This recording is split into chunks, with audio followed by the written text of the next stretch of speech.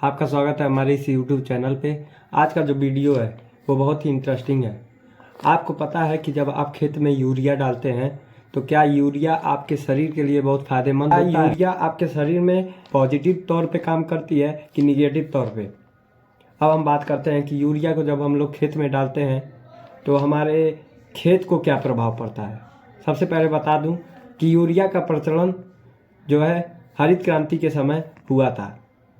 उस समय जब हमारा देश आज़ाद नहीं हुआ था तो उसके बाद हरित क्रांति का प्रचलन हुआ और उसी हरित क्रांति में विभिन्न प्रकार की केमिकल का प्रयोग, विभिन्न प्रकार के जो फर्टिलाइज़र हैं इस चीज़ का प्रयोग हुआ और अभी 2024 तक ये इसका प्रचलन चल रहा है। ये जो आप यूरिया का प्रयोग कर रहे हैं, क्या ये आपके मिट्टी को सुधार रही है या इसको और बिगाड़ रही है? जैसे जैसे इंसान डेवलपमेंट कर रहा है वैसे वैसे इस पर्यावरण को नष्ट करता जा रहा है। यूरिया ही ऐसे ही जब खेत में डाला जाता है तो यूरिया के कारण हमारे खेत का जो उर्वरा शक्ति है, जो ऑर्गेनिक मटेरियल है वो कम हो जाता है, बफरिंग सिस्टम है वो कम हो जाती है।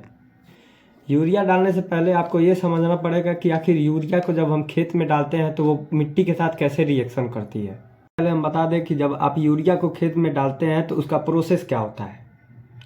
सबसे पहले आप जब यूरिया को 3 प्रकार से आप डाल सकते हैं। जैसे मान के चलिए, पहला कि आप छिड़कवा विधि द्वारा, दूसरा आप सिंचाई के द्वारा, तीसरा आप डायरेक्ट जड़ पर ले जाकर डालेंगे जिससे यूरिया खेत में पड़ता है। फिर उसके बाद क्या होता है, वो मिट्टी में जाकर कैसे घुलता है। तो आज के इस वीडियो में हम इस बारे में भी अभी समझेंगे। यूरिया मिट्टी में जब पड़ जाता है तो इसमें 3 प्रक्रियाएं होती हैं।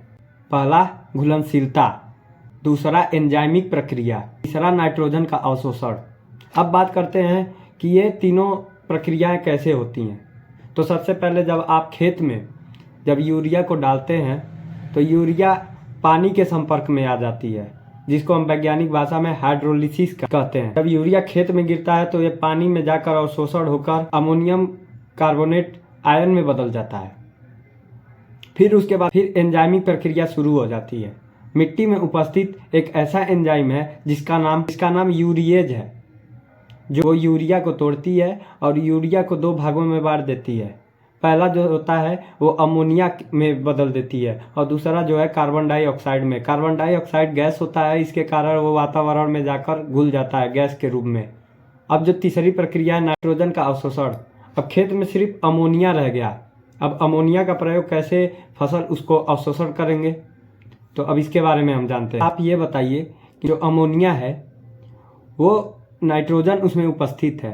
अब आप बताइए कि जो अभी कार्बन डाइऑक्साइड उड़ गया और अमोनियम बचा, अमोनियम में जो नाइट्रोजन होता है वो नाइट्रेट के रूप में उपस्थित रहता है, जिसका प्रयोग जो फसलें होते हैं वो अपने जड़ से अवशोषित करके उसका प्रयोग करते हैं।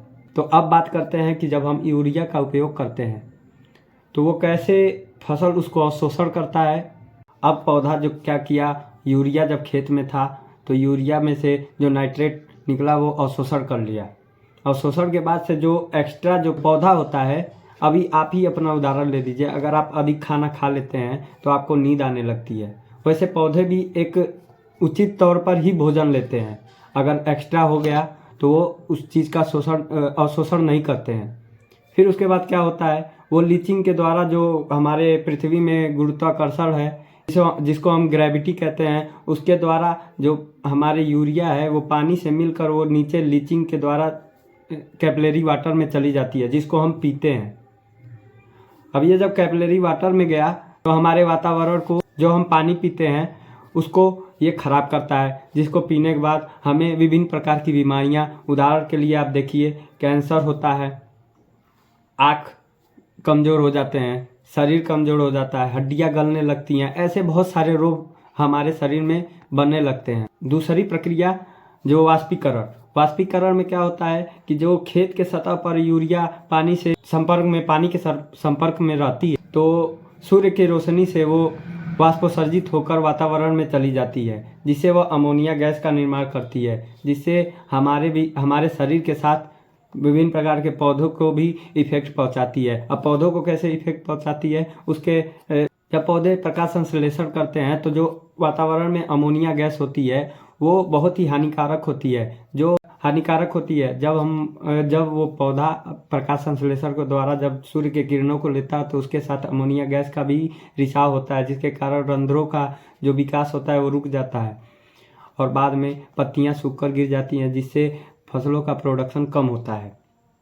अब बात करते हैं, अब जो यूरिया जो इसमें खेत में जो अमोनिया बचा उसको माइक्रोबियल द्वारा जो माइक्रोब्स हैं उसको अवशोषित करके नाइट्रेट में बदल देते हैं, जिससे फसलें उसको नाइट्रेट के रूप में अपने नाइट्रोजन का आपूर्ति करती है। दोस्तों, जो यूरिया है वो न केवल मानव जीवन पर ही प्रभाव डालती है, साथ ही साथ ये खेतों पर और फसलों पर भी नकारात्मक प्रभाव डालती है। अब बात करते हैं कैसे प्रभाव डालती है। खेत में जब यूरिया डालते हैं तो उसमें जो सूक्ष्म जीव रहते हैं जैसे फंगस जो मिट्टी की उर्वरा शक्ति को ग्रोथ करते हैं और साथ ही साथ उसमें जो केचुआ होते हैं उनको मार डालते हैं। और फसलों में जो अधिक नाइट्रोजन डालने पर फसलें की जो उत्पादन होती हैं कम हो जाती हैं। नाइट्रोजन का जो मुख्य कारण यूरिया जो है वो पौधे का वो भाग बढ़ाता है जिसको हम पत्ती कहते हैं। पत्तियाँ जो लीफ होती है, लीफ को ही यह ग्रोथ करता है और जो फूल होता है और फल होता है इसको ग्रोथ करने के लिए ये रोक देता है। उसमें पौधे में जो फूल और फल होते हैं वो उसको डेवलपमेंट को रोक देता है, वो खाली पत्तियों को ही हरा भरा रखता है, जिससे हमारे प्रोडक्टिविटी का कमी होता है।